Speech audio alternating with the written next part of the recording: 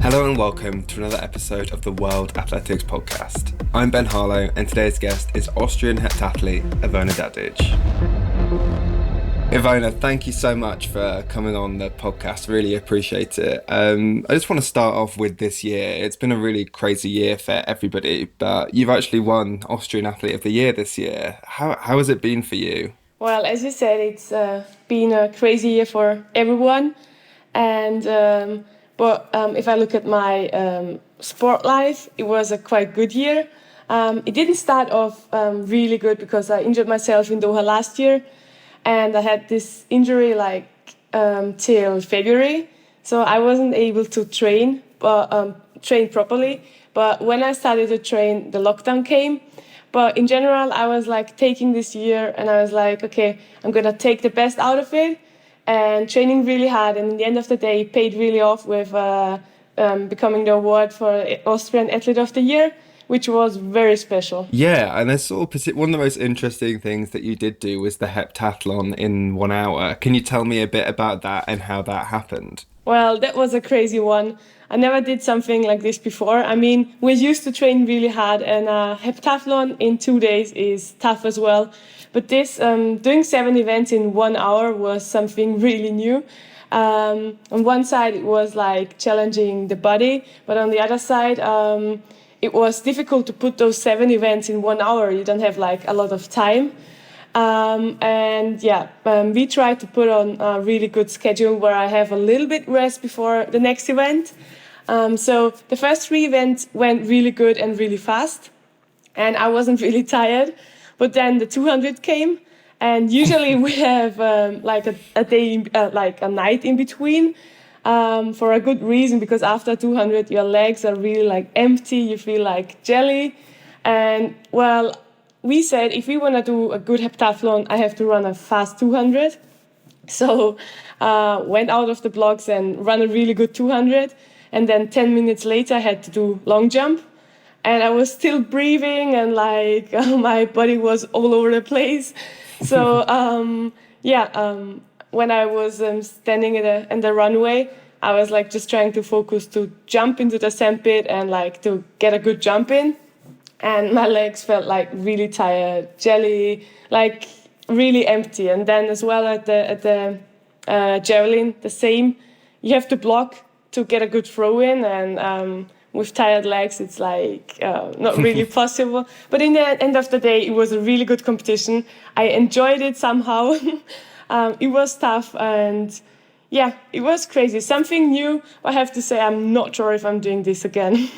I don't blame you. What was the final 800 meters like? So I was at the javelin, and they told me you have 2 more minutes to start the 800 meters. So you have to start the 800 meter before this 1 hour ends. And I was usually you get really nervous before the 800, and I didn't even have time to get nervous. I was running to the 800 meter start just to start.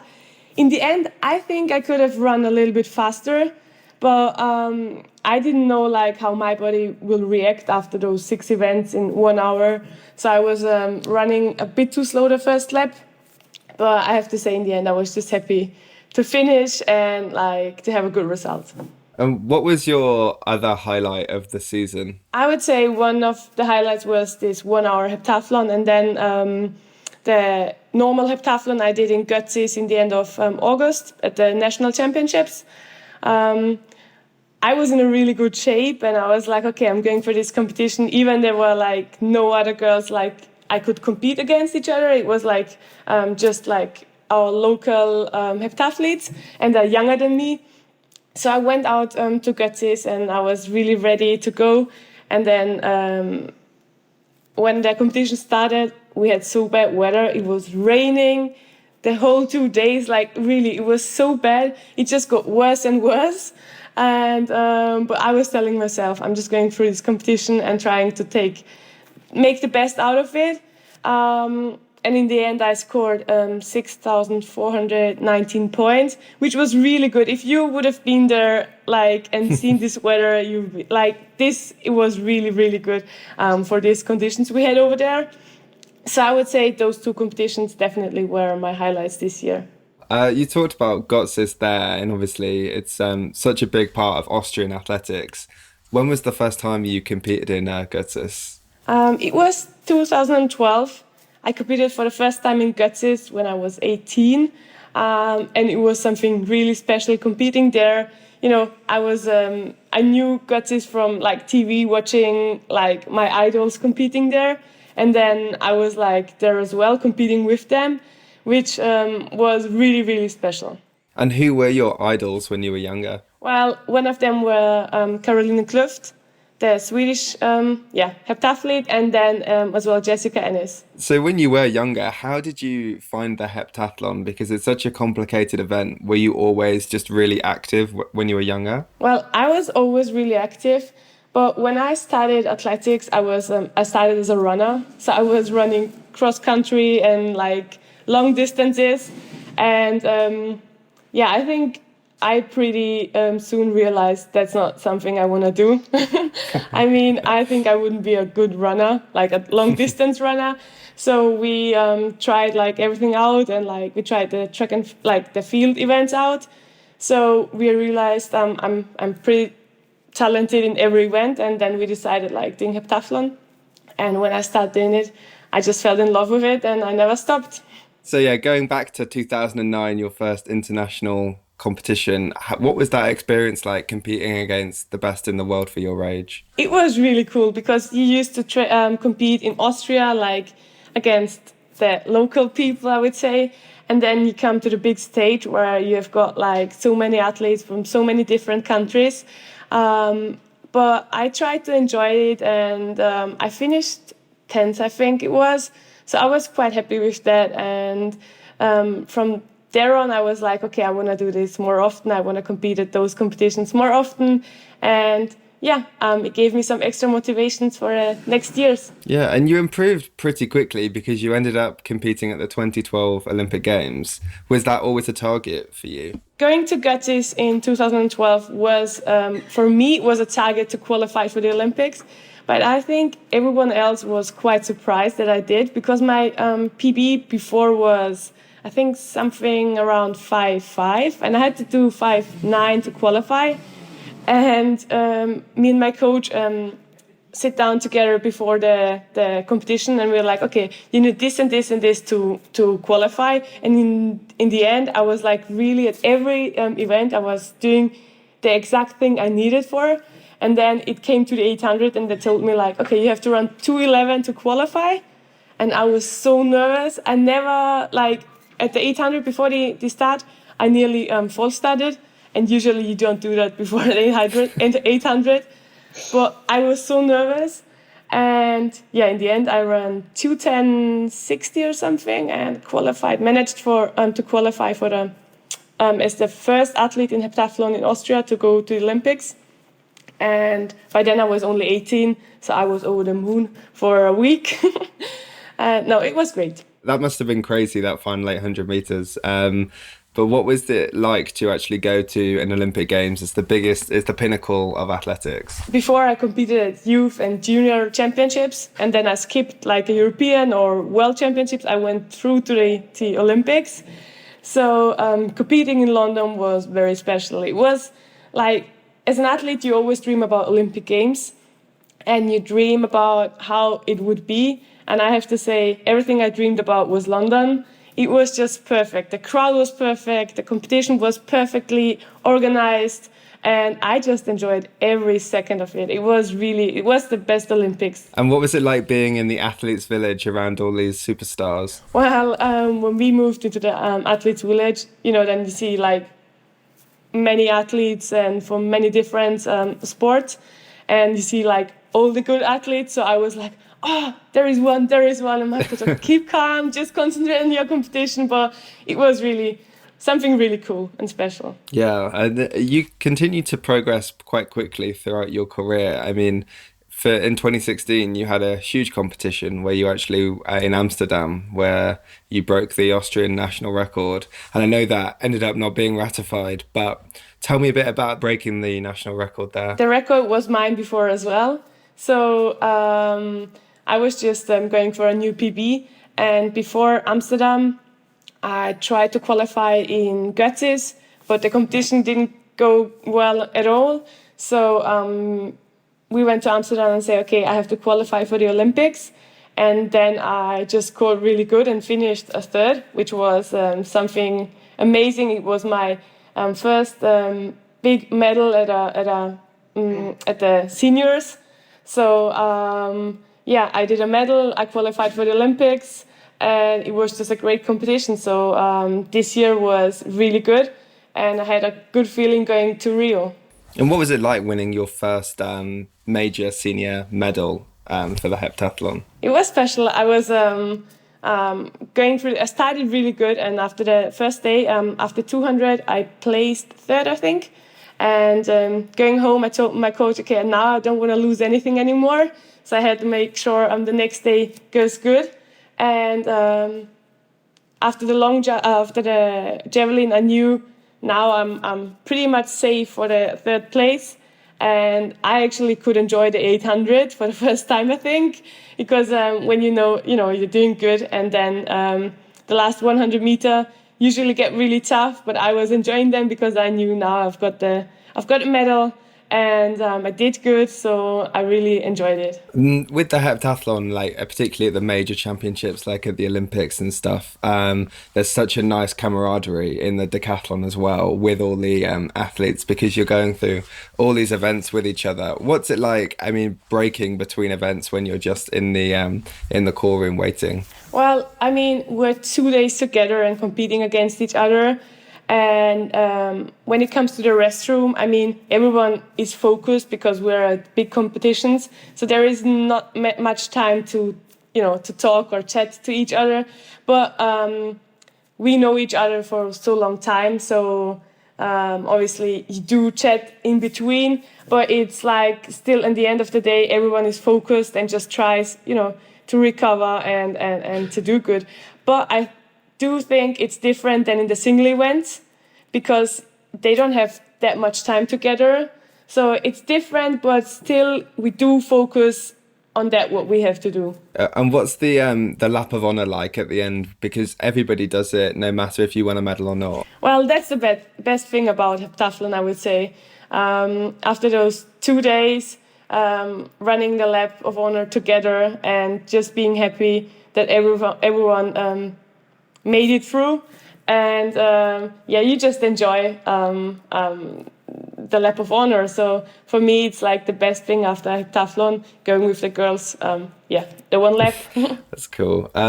Going forward a little bit, you continue to get more senior medals. So at the World Indoors in 2018, that was a particularly good performance from you because that was your first global medal, not just like a European or whatever.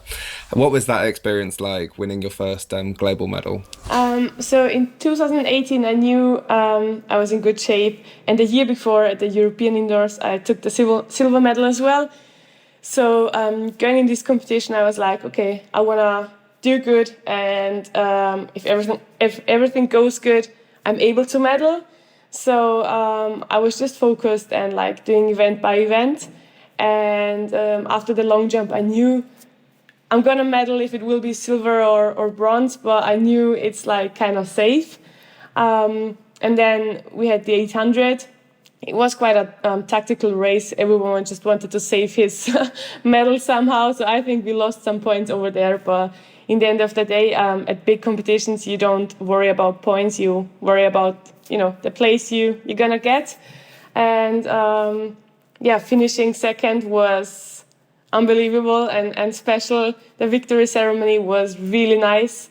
I had my family over there, my coach, my team. Everyone was happy. I was just grateful standing at the podium. And we had a tough competition, but we had a tough night after as well. We were celebrating all together, which was really good. It's difficult as athletes because you don't really get to celebrate and have fun and party a lot of the time because you have to go to bed early and recover and that kind of thing. What was it like just letting loose with your friends and family? It was really cool because we went out like with the team and we went one of the clubs over there, and then there was Katarina Johnson-Thompson with our team, Kevin Meyer with his team, and in the end we just celebrated all together. So it was a big party and it was really good. Good. And then going forward into 2018, there's a lot more domestic competition in Austria for you because there's obviously Verona Prona and Sarah Lager now as heptathletes. What's it like having a few Austrian athletes there with you in these competitions? Yeah, it's different because before it was always just me, and now I've got the other girls as well, which is good. But at the competition, it doesn't matter if it's an Austrian girl or a German girl or whatever. You just focus. But I mean, it is nice to have some teammates over there, somebody you know better. But at the start line, doesn't matter. You just stay focused and just wanna do your own thing. Going through into Doha, obviously last year, it's a really big event which everybody was targeting in 2019, and unfortunately, it didn't go the way you'd planned. Tell me a bit about the build up to that and what you were expecting. Well, as Doha was really late in the year, it was just started in October. My coach and me, we were like, okay, we're gonna focus on Doha and take everything out of training before. So I competed in Ratingen pretty much out of training. So I was really tired before, and I was like, okay, I'm not even sure if I should start. But we're like, okay, we focused on Doha, so we're gonna do everything out of training, and I have just to take what I get. And so the competitions before I had were good, but not like really, really good. So because we wanted my shape to be the best in Doha. And then just before Doha, I got in a really good shape. I was really ready. I felt like, okay, now I'm going for it. And going to Doha was like, okay, if I do good and like do a good competition out of this form I have right now, I'm just gonna score good and like, yeah, I can fight for medals. And even on the day the competition was, I felt really good. I had a good warm up. And then we went into the stadium. I felt great. And then after 8 seconds, I just got like a sharp pain in my left leg. And, I automatically knew it's over. I had to stop because I couldn't carry on running. And yeah, that was quite tough because the competition didn't even start, but it was over for me. And I was out. I had to, watch them competing without even being able to fight for anything. And it was quite tough. The heptathlon and decathlon are so brutal because if you even, I know it was the first event for you, but if you mess up in just one event, then that's the whole competition is gone. How do you mentally deal with those setbacks as an athlete? If a competition goes good and then you have one event not going that good, it's a little bit easier because you focus just to carry on the good energy into the next event. But I think it's just important to always calm down, focus again, restart, and just go into the next event. Doesn't matter what happened before, because in the end of the day, we have to have 7 good events. And I had a few competitions where one event didn't go good at all, but then the next one went even better. And in the end, it was a great competition. So I learned a lot from that. So never let yourself getting down because one event, because in the next event, you just can do better. And in the end, you can still score really good. So I think it's really important to just, focus from event to event and don't let a bad result influence on the others. Going forward, obviously Doha, you would have hoped that Tokyo would have been around the corner in 2020 for you to maybe have another go at it. Did the fact that it was delayed by a year, did that help you a little bit because you were still recovering from your injury? I would say yes, because I could start training in the end of February because of my injury, and then we had our first lockdown in March, so I couldn't do like the technical work. And when they said it's gonna be a year later, I was telling myself, okay, that's a chance just to get in the training I maybe couldn't do while I was injured. But looking back at this summer, I think I would have been in shape if the Olympics would be this year. But anyway, I'm just taking it as a chance just to have one more year to prepare and just to be in a better shape next year. Yeah, it's so difficult as an athlete because even when you do get injured, sometimes you can train really hard and you can come out that next summer and still smash your personal best. It's so hard to sort of predict what will happen. But looking forward into 2021, what are your goals? Are you planning to do the indoor season at all? Yeah, I'm planning an indoor season because I think it's always good to have some competition just to see where you are right now and if training is going good as you want it. So we are planning to do the European indoors in the beginning of March, and I'm doing some competitions at the nationals, so at home. And after that, I'm planning to start in Götzis in the end of May, and then just training and having some local competitions in Austria where I just prepare for the Olympics, and hopefully then mid of July we're gonna fly out to Tokyo. And what's your goal for Tokyo, or do you not want to say? Well, I can say because I just want to train hard, and the most important is just to stay healthy.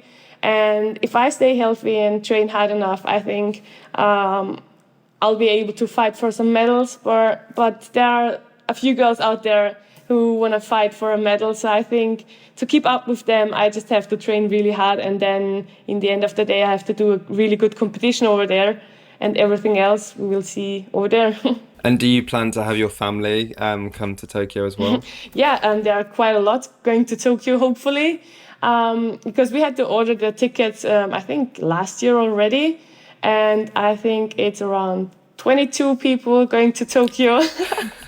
I've got a huge family and friends, so they really want to support me. And yeah, it's many of us, so fingers crossed everything goes good, and they're flying out to Tokyo as well. Wow, that's amazing. In athletics, people often say, even though it's an individual sport, it takes a village to kind of raise an athlete, and that's incredible having 22 people there. That's really cool. Yeah, it definitely takes a lot of people, I think, to, the family, your friends, then your own team, your coach, your physios, your doctors. I think it's not just the athlete, it's so many people behind them. Definitely, definitely. Well, exciting times ahead for you then, hopefully. Thank you so much for coming on the podcast. I really appreciate it. Thank you for having me. Yeah, and best of luck as well for 2021. Thanks a lot.